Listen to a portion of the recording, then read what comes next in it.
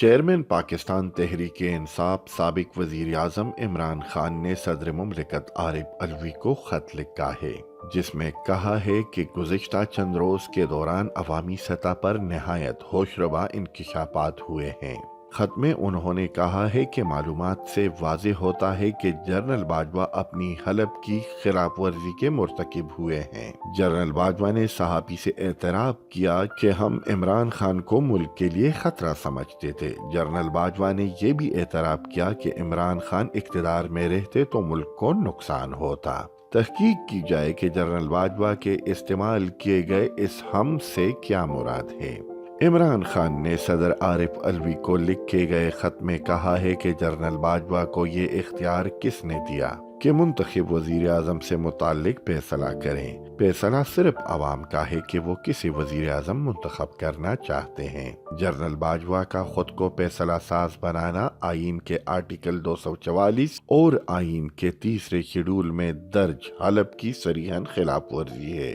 عمران خان نے خط میں کہا ہے کہ جنرل باجوہ نے اپنی گفتگو میں نیب کو کنٹرول کرنے کا دعویٰ بھی کیا ہے۔ انہوں نے تسلیم کیا ہے کہ انہوں نے شوکت ترین کے خلاف نیب کا مقدمہ ختم کرایا۔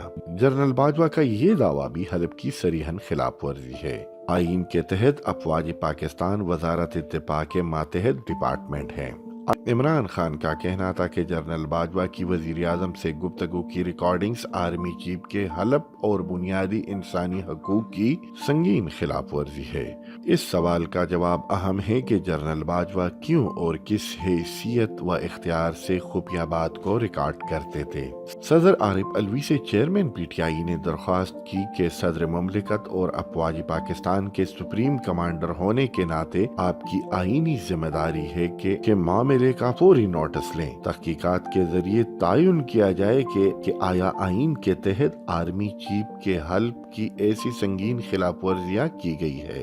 صدر کو لکھے گئے خط پر سابق وزیر اعظم نے کہا کہ روس اور یوکرائن جنگ پر حکومت کی غیر جانبداریت کی پالیسی کی خلاف ورزی کرتے ہوئے بھی جنرل باجوہ نے اپنے حلف کے تقاضوں کو پامال کیا۔